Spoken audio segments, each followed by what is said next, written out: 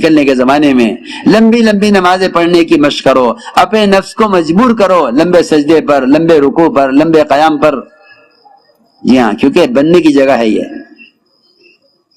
حدیث میں آتا ہے کہ جو رکوع سے اٹھنے کے بعد اپنی کمر کو سیدھا نہیں رکھتا، اللہ اس کی نماز کی طرف نظر اٹھا کر نہیں دیکھتے۔ لو جی، جب اللہ تعالیٰ مومن سے اس کی معراج میں اعراض کیے ہوئے ہیں، معراج میں سے رخ پھیرے ہوئے ہیں، کیونکہ نماز تو مومن کی معراج ہے، اور معراج سے بڑھ کر اللہ کے قرب کا اور کوئی موقع نہیں ہے۔ سب سے بڑا موقع اللہ کے قرب کا معراج ہے، سب سے بڑا موقع اللہ کے قرب کا معراج ہے۔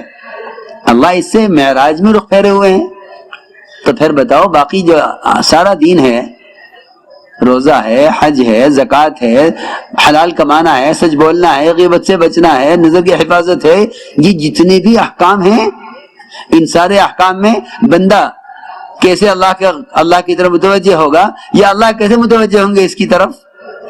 جب معراج میں اللہ اسے اعراض کیے ہوئے ہیں۔ صحیح حدیث ہے، من لم يقم صلبہ بین الرکوع والسجود لم ينظر اللہ الی صلاتہ، جو شخص رکوع سے اٹھنے کے بعد اپنی کمر کو سیدھا نہیں رکھتا سجدے میں جانے سے پہلے۔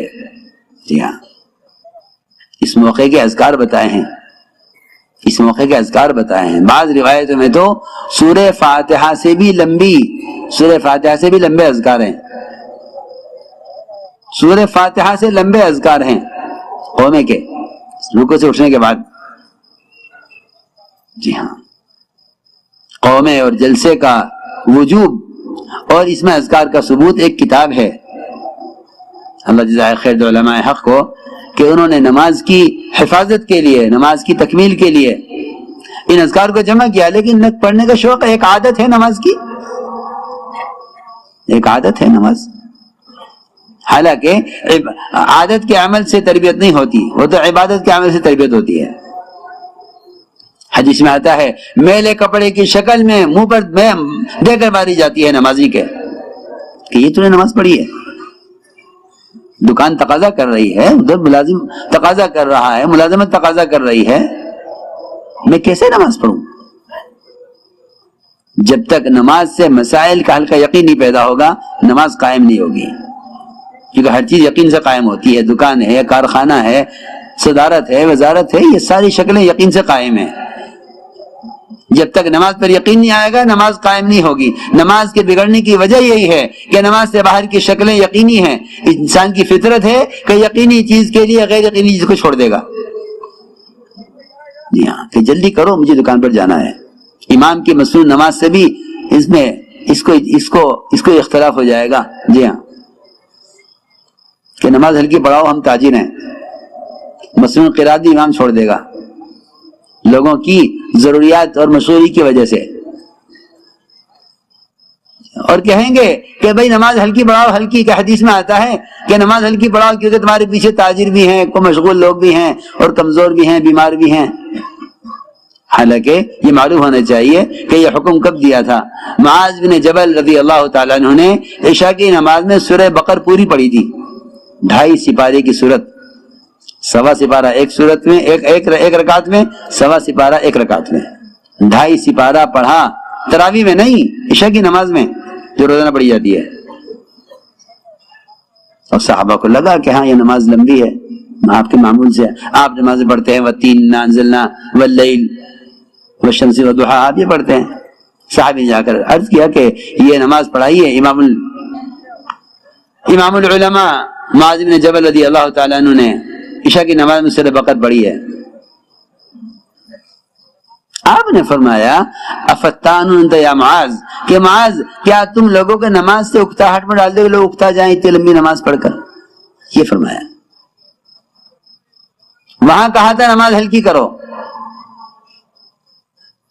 ہاں اس لیے کہ سنت میں اعتدال ہے، سنت میں اعتدال ہے، نہ عمل کی افراط ہے نہ تفریط ہے، نہ عمل کی کمی ہے نہ زیادتی ہے، سنت میں اعتدال ہے۔ عبادت میں، دعوت میں، جو ہے کمانے اور خرچ کرنے میں جو اعتدال سنت میں ہے، وہ خدا کی قسم سنت سے ہٹ کر اعتدال کسی چیز میں بھی نہیں ہے۔ سارے معاشرے کا، سارے نظام دنیا اور دین کا نظام وہ اتباع سنت میں ہے، کیونکہ سنت میں اعتدال ہے. آپ کا فرمانا الا ما عدل فمن يعدل، یہ صرف ناپ تول کے لیے نہیں ہے، یا صرف کسی جھگڑے کا فیصلہ کرنے کے لیے نہیں ہے، بلکہ الا ما عدل فمن يعدل، کہ اگر عدل میں نہیں کروں گا تو کون کرے گا. جی ہاں، آپ کا پورا نظام دین اعتدال پر ہے، یہ مطلب اس کا. آپ ہر چیز میں اعتدال پر ہیں، سونے میں، اٹھنے میں، عبادت میں، بیوی سے ملنے میں، اور سب میں آپ اعتدال سے ہیں. اس لیے اتباع سنت میں اعتدال ہے. تو میں نے عرض کیا کہ کیونکہ نماز سے کامیابی کا یقین نہیں ہے، اس لیے آدمی نماز کو بگاڑتا ہے دکان کے لیے. سب سے زیادہ کاروبار کو بددعا نماز کی لگتی ہے. میری بات سے بھی یاد رکھیں، یہ لوگ نماز بگاڑتے ہیں، کاروبار کے لیے تعویذ لینے آتے ہیں، عملیات اور سحر کرایا ہوا ہے. خدا کی قسم کوئی سحر نہیں ہے اور کوئی عملیات کی ضرورت نہیں ہے. تیری نماز نے تیری دکان کے لیے بددعا کی ہوئی ہے. اپنی نماز کو درست کر لے. صحیح حدیث میں ہے کہ جو آدمی نماز کو بگاڑتا ہے، نماز اللہ سے کہتی ہے اللہ اس کو ایسا برباد کر جیسے اس نے مجھے برباد کیا ہے. اور یہ حقیقت ہے کہ سب سے زیادہ نماز کو بگاڑا جاتا ہے کاروبار کے لیے. نماز کو بگاڑا جاتا ہے کاروبار کے لیے سب سے زیادہ، کیونکہ آدمی کہتا ہے کہ میں کیا کروں، اگر میں سبب چھوڑتا ہوں عمل کے لیے تو سب ہاتھ سے چلا جائے گا. اس لیے کہہ رہا ہوں کہ اللہ کے راستے میں نکل کر لمبی لمبی نمازیں پڑھنے کی مشق کیجو. رکوع میں، سجدے میں، قوم قاعدے میں ان کے اذکار کا اہتمام کرو. میں نے عرض کیا کہ اتنی لمبی حمد ہے قومے میں، اتنے اذکار ہیں قومے کے کہ بعض اذکار تو سورہ فاتحہ سے بھی زیادہ لمبے ہیں. ربنا لك الحمد حمدا كثيرا طيبا مباركا فيه ملء السماوات والارض وما بينهما وملء ما شئت من شيء بعد اهل الثناء والكبرياء والمجد احق ما قال العبد وكلنا لك العبد لا مانع لما اعطيت ولا معطي لما منعت ولا راد لما قضيت ولا ينفع ذا الجد منك الجد. یہ ذکر ہے کس کا؟ قومے کا. رکوع سے اٹھنے کے بعد، سجدے میں جانے سے پہلے. اب تو حال یہ ہے کہ ابھی مقتدی رکوع سے اٹھا بھی نہیں ہوتا ہے کہ امام سجدے میں چلا جاتا ہے. وہ کیا کرے بیچارہ؟ اسے بھی میں نے مقتدیوں کی رعایت میں ان کی چاہت کی نماز پڑھانی ہے. جیسے چاہت کا کھانا چاہیے، چاہت کا لباس چاہیے. جی ہاں، ہوٹلوں میں چاہت کے کھانے چاہیے، ایسے ہمیں چاہت کی نماز چاہیے. سب سے زیادہ کاروبار کو بددعا نماز کی لگتی ہے، میں یہ کہنا چاہتا تھا. اور سب زیادہ دین کا بگاڑ نماز کی بگاڑ پر ہے. اس لیے میرے دوستو عزیزو، اللہ کے راستے میں بڑی سخت وعیدیں ہیں ایسی نمازوں پر. ابن عباس اور عبداللہ بن مسعود دونوں فرماتے ہیں کہ جس کی نماز اس کو منکر سے نہیں روکتی اور جس کی نماز میں اطمینان نہیں ہے، اس کی نماز اس کو اللہ سے دور کرتی رہتی ہے. اس لیے فرمایا من اقامها فقد اقام الدین، جو نماز کو درست کر لے گا اور صحیح طریقے سے ادا کرے گا اطمینان کے ساتھ، اس نماز سے پورا دین قائم ہو جائے گا. نماز کے قائم ہونے کے اثرات معاشرے پر، معاملات پر، اخلاق پر، سب کہیں پر پڑیں گے. اور نماز کے بگڑنے کے اثرات بھی سب پر پڑیں گے. ان کے معاملات بگڑیں گے نماز بگڑنے سے، کیونکہ جس کے اللہ کے درمیان کے تعلق بگڑیں گے، اس کے مخلوق کے درمیان کے تعلقات بگڑیں گے. اس لیے ہمیں جماعت میں نکل کر اپنی نمازوں میں کمال پیدا کرنا ہے. یہ نکلنا اسی لیے تھا، یہ نکلنا اصل اسی لیے تھا کہ کاروبار سے بھی، بچے کی مشغولی سے باہر نکل کر عمل کرو. دیکھو جب تم اس عمل کے ہی لیے فارغ ہو جاؤ گے تو پھر تمہارے اعمال کے اندر کمال پیدا ہوگا. اس لیے عادی بنایا گیا تھا ان کو کہ جب کوئی حاجت پیش آئے تو حاجت کو مؤخر کرو نماز کے لیے. اس لیے فرمایا کہ اپنے اسباب کو مؤخر کیا کرو، اعمال کو مقدم کیا کرو. یہ بھی ایک مشق ہے نماز پر کہ نماز سے مسائل کو حل کرایا جائے. حضور اکرم صلی اللہ علیہ وسلم نے فرمایا، ایک صحابی سے جنہوں نے عرض کیا تھا کہ میں تجارت کے لیے بحرین جانا چاہتا ہوں، فرمایا پہلے 2 رکعت نماز پڑھ لو. کیوں؟ اس لیے کہ اللہ کی قدرت اور اس کا وعدہ تجارت پر نہیں ہے، اس کا تو وعدہ عبادت پر ہے. اس کا تو وعدہ عبادت پر ہے، تجارت پر نہیں ہے.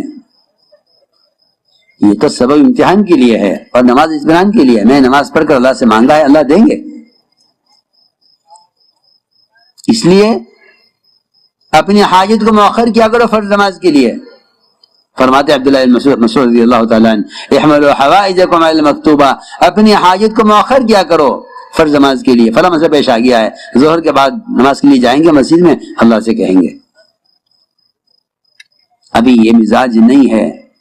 حالانکہ اندازہ کریں وہ محمد صلی اللہ علیہ وسلم جو فرما رہے ہیں ان ربی یطعمنی و یسقینی، میرا رب مجھے کھلاتا ہے پلاتا ہے. روایت میں ہے کہ آپ کے لیے آسمان سے کھانا گرم، کیا کہتے ہیں برتن کو جس میں کھانا گرم رہتا ہے؟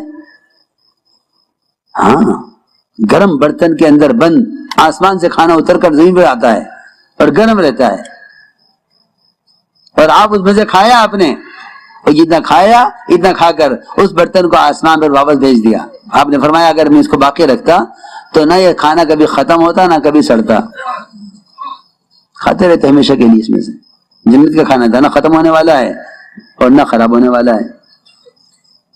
سوچو، غور کرو، جن کے لیے آسمان سے کھانا بند ڈبے میں تیار اترے، ایسے نبی تین مرتبہ بھوک کی شدت سے مسجد جا رہے ہیں اور نماز پڑھ کے اللہ سے کھانا مانگ رہے، اور پھر اگر پوچھے گھر میں کھانا آیا کہ نہیں آیا، پھر مسجد میں، پھر اگر پوچھا، پھر مسجد گئے، پھر اگر پوچھا، 3 مرتبہ کے بعد چوتھی مرتبہ میں کھانا آیا ہے. کیوں؟ آپ کچھ کی کیا ضرورت تھی؟ آپ یہ بھی کہہ رہے ہیں میرا مجھے کھلاتا ہے پلاتا ہے. اللہ نے آپ سے یہ بھی کہا ہے ہم آپ سے رزق آپ کو ہم دیں گے، ہم آپ سے روزی کمانا نہیں چاہتے. پھر آپ یہ کام کر رہے ہیں کیوں؟ اپنی امت کو دعا کے ذریعے مسائل کے حل کی تعلیم دینے کے لیے اور اپنے آپ کو اللہ کے سامنے محتاج ظاہر کرنے کے لیے. ورنہ آپ صلی اللہ علیہ وسلم